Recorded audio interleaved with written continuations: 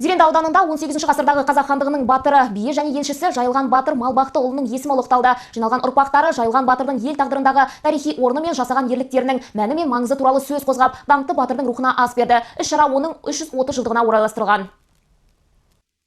Деректерге сүйенсек, Жайылған батыр шамамен 1964 жылы туған. Ол бала кезінен әскери өнермен бірге қазақ даласының шешендік өнермен тапқырлығын бойына сіңіріп өскен. Өзіне жақын адамдардан топ құрып, кейін қылды қарауылдың жауынгерлер жасағын басқарған. Батырлығы мен қолбасшылық дарыны арқасында Жайылған батыр үлкен құрметке бөленіп, ерлігі ел аузында аңызға айналып кетті. Даңқты батыр қалмақтармен және жоңғар әскерімен болған қиян-кескі шайқастарда көзге түскен.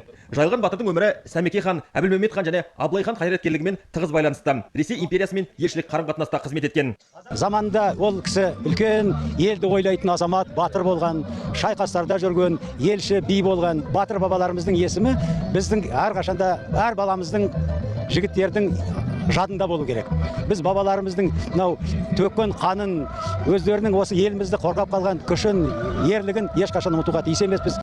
Қазіргі таңда Зеренді және Бурабай аудандарының 10-нан астам ауылында Жайылған батырдың ұрпақтары тұрады. Ол үлгі алған Қарабұлақ, Крупская, Ұялы, Жамбыл, Қараөткел, Қызылегіс, Өркен, Өзен, Қостамар ауылдары. Жайылған батыр ұрпақтарының бастамашы тобы ауқымды ғылыми зерттеу және іздестіру жұмыстарын атқарып, оның жерленген жері анықталды. Әзірет Сұлтан мемлекеттік табиғи мәдени музей қорығы ғылыми кеңесінің қаулысына сәйкес қылды қарауыл Жайылған батыр Малбақтыұлы Қожа Ахмет Яссауи кесенесі және оның маңында жерленген тұлғалар тізіміне енгізілді. Жайылған Малбақтыұлы батырдың ұрпағымыз. 12 ұлдан тараған Көкшетау Ақмола өңірінде 17 ауыл болғанбыз. Кезінде қазір 12 ауыл қалған екенбіз. Ауылдар таралған. Енді бұл деген бір өзекті мәселеміз еді осы. Көз ашық көкірек ояу ағаларымыз, апаларымыз Түркістанға барғанда түңіліп келетін. Біздің бабамыздың жатуы жатыр анда, аты аталмайды деп. Соны енді біз ғылыми зерттеп, бертін осы оқыған азамат-азаматшалар елдің соларды ұйымдастырып, мұрағаттардан алған дәлелдерімізбен атын ататтық. Бұл іс-шара Жайылған батырдың атын ұлықтау ғана емес, үлкен тәрбиелік мәні бар жиын. Бірлік, ағайындар арасындағы ынтымақ көрініс тапқан. Жастарға тарихты танытатын, отансүйгіштікті нығайтатын игілікті іс. Мұндай шаралар келешек ұрпағымызға олар біліп жүретін болады. Олар енді зерттейді әлі де.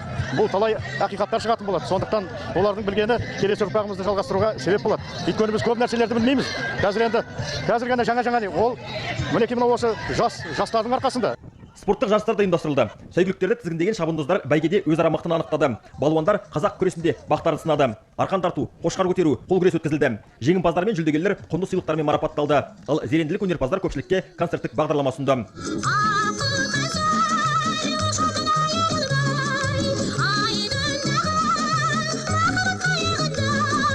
Ермек Елберген, Сауырбек Шериязданов, Көкше ақпарат.